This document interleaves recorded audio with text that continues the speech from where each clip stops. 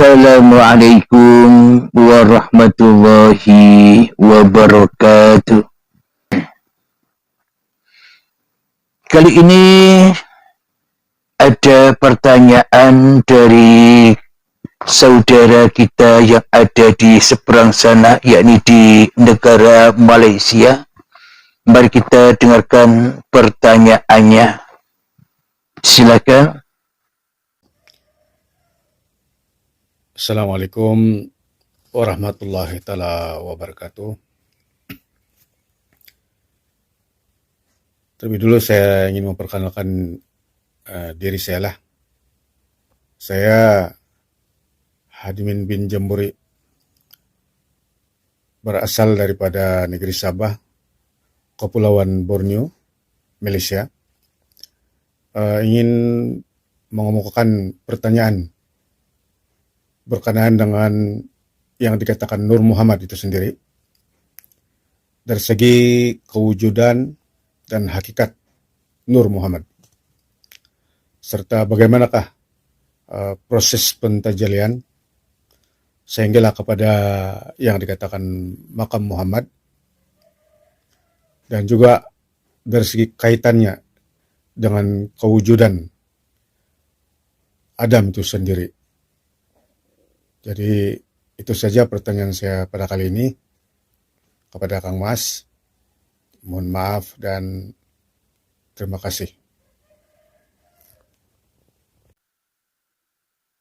Alhamdulillahirabbil alamin. Bagaimanakah cara untuk merealisasikan Nur Muhammad itu sendiri? Jadi untuk mengaplikasikan, untuk menjumpai, untuk menyaksikan, untuk bertemu hakikat diri sejati manusianya, yakni untuk bertemu dengan Nur Muhammad, maka kita wajib untuk merawat atau menembus sujud, menembus bumi Sabtuju atau bumi lapis 7, dan juga melesat naik untuk menerobos langit juga Sabtuju. Jadi bumi Sabtuju dan langit Sabtuju. Jadi untuk menemui hakikat diri sejati manusianya, yakni Nur Muhammad dari asal usul kejadian-kejadian manusianya, maka di dalam tatanan agama apapun namanya, maka di dalam agama apapun namanya, di sana diutus untuk mengesahkan Tuhan, untuk mentauhidkan Tuhan daripada mengesahkan, daripada mentauhidkan hawa nafsu manusianya. Di dalam agama Islam sudah diajarkan di dalam syariat, yakni di dalam sholat, dan di dalam sholat pula ada sujudnya. Jadi makna sujud di sini bukan hanya kondisi atau praktek atau keadaan badan yang waktu bersujud. Menurut syariatnya sujud ya berupa sujudnya badan. Akan tetapi menurut Allah, menurut hakikatnya, menurut makrifatnya, menurut yang sesungguh-sungguhnya, tujuan bersujud itu agar manusia bisa ngerawat, menerobos bumi Sabtuju. Jadi gunanya manusia bersujud itu supaya manusianya masuk ngerawat ke dalam bumi Sabtuju. Jadi bukan hanya sekedar gambar-gambarnya sujud saja, tapi hatinya melayang-layang bertemu kekasihnya, yakni iblis dan setan yang selalu berurusan dengan dunia.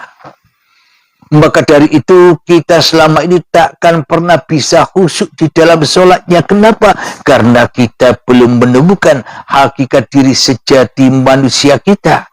Karena kita belum menemukan Nur Muhammad untuk kita syahadati. Jadi sebenar-benarnya syahadat itu bukan menyaksikan Muhammad Rasulullah secara dohir yang di Mekah sana. Keliru besar. Jadi logikanya demikian. Bila perintah syahadat untuk sebuah syarat masuk agama Islam, bersaksi menyaksikan Muhammad yang di Mekah sana, maka wajib orang-orang Islam seluruh dunia menggali lagi makamnya atau kuburannya Kanjeng Nabi Muhammad sallallahu alaihi wasallam guna untuk disaksikan, guna untuk dilihat, guna untuk dipandang, dan guna untuk ditemui. Itulah logika yang sangat amat nyata bila syahadat itu versi syariat saja.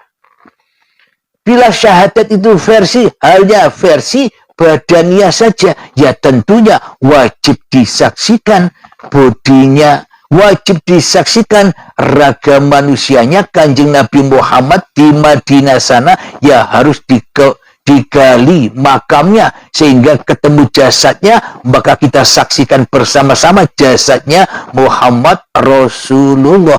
Bila persyaratan suatu syahadat, bila persyaratan suatu penyaksian dengan cara dohiriyah, dengan cara syariat seperti yang kita pahami selama ini. Akan tetapi selama ini terbukti bahwa kita selama ini hanyalah syahadat-syahadat palsu saja. Kenapa dikatakan palsu? Allahnya palsu, Muhammadnya palsu. Selama ini kita bersyahadat ala iblis, ala setan, ala hawa nafsu. Selama ini yang kita syahadati bukan Allah dan bukan Muhammad Rasulullah yang dimaksud untuk memasuki agama yang pasrah dan agama yang selamat ini. Akan tetapi selama ini kita lebih menyaksikan, kita lebih memakai kendaraan syariat hawa nafsu kita sendiri untuk menyaksikan uripe menungsane dan uripe badan menungsane. Uripe menungsane, urip atau hidup manusianya yang selama ini menjadi Tuhannya badan, maka badannya akan dirasuli, badannya akan selalu diutus, badannya akan selalu disuruh untuk kepentingan hawa nafsu.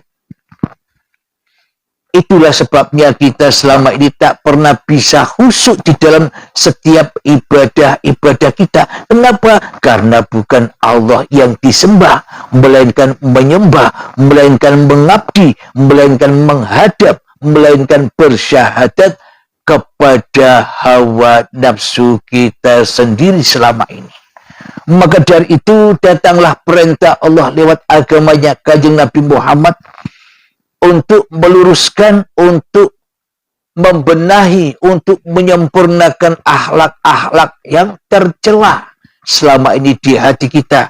Akhlak-akhlak yang bejat selama ini di hati kita, yang mana kita selama ini hanya mentuhankan hawa nafsu kita sendiri dan menguasai hidup dan badan ini.